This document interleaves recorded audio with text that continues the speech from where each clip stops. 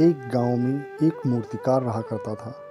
वो काफ़ी खूबसूरत मूर्तियाँ बनाया करता था और इस काम से वह अच्छा कमा लेता था।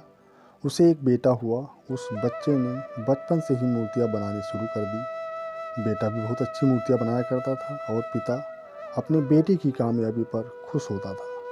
लेकिन हर बार बेटे की मूर्तियों में कोई न कोई कमी निकाल दिया करता था। वो कहता था, बहुत अच्छा किया है, लेकिन अगली बार इस कमी को दूर करने की कोशिश करना। बेटा भी कोई शिकायत नहीं करता था। अपने पिता की सलाह पर अमल करते हुए अपनी मूर्तियों को और बेहतर करता रहा और इस लगातार सुधार की वजह से बेटे की मूर्तियां पिता से भी अच्छी बनने लगी। और ऐसा टाइम भी आ गया कि लोग बेटी की मूर्तियों को बहुत पैसा देकर खरीदने लगे, जबकि पिता की मूर्तियां उसकी पहली वाली कीमत पर ही बिकती रहीं। पिता अब भी बेटी की मूर्तियों में कमियां निकाल ही देता था, लेकिन बेटे को अब अच्छा नहीं लगता था और वो बिना मन के उन कमियों को एक्सेप्ट करता था, लेकिन फिर भी अपनी मूर्तियों में सुधार कर ही देता था। एक टाइम ऐसा भी आया कि जब बेटे के सब ने जवाब दे दिया। पिता जब कमियां निकाल रहा था तो बेटा बोला, आप तो ऐसे कहते हैं जैसे आप बहुत बड़े मूर्तिकार हैं। अगर आपको इतनी ही समझ होती तो आपकी मूर्तियाँ कम कीमत में नहीं बिकती। मुझे नहीं लगता कि आपकी सलाह लेने की मुझे ज़रूरत है। मेरी मूर्तियाँ परफेक्ट हैं। पिता ने बेटे की बात सुनी तो उसने बेटे को सलाह देना और उसकी मूर्तियों में कमियां निकालना बंद कर दिया। कुछ महीनों तो वह लड़का खुश रहा, लेकिन फिर उसने नोटिस किया कि लोग अब उसकी मूर्तियों की इतनी तारीफ नहीं करते जितनी पहले किया करते थे और उसकी मूर्तियों का दाम बढ़ना भी बंद हो गया। शुरू में तो बेटे को कुछ समझ नहीं आया, लेकिन फिर वह अपने पिता के पास गया और उसे समस्या के बारे में बताया। पिता ने बेटे को बहुत शांति से सुना, जैसे ही उसे पहले से पता था कि एक दिन ऐसा भी आएगा। बेटे ने भी इस बात को नोटिस किया और उसने पूछा, क्या आप जानते थे कि ऐसा होने वाला है? पिता ने कहा, हाँ, क्योंकि आज से कई साल पहले मैं भी इस हालात से टकराया था।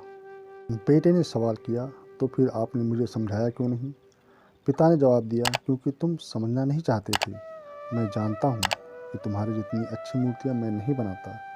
यह भी हो सकता है कि मूर्तियों के बारे में मेरी सलाह गलत हो, और ऐसा भी नहीं है कि मेरी सलाह की वजह से कभी तुम्हारी मूर्ति बेहतर बनी हो। लेकिन जब मैं तुम्हारी मूर्तियों में कमियां दिखाता था, तब तुम अपनी बनाई मूर्तियों से संतुष्ट नहीं होते थे।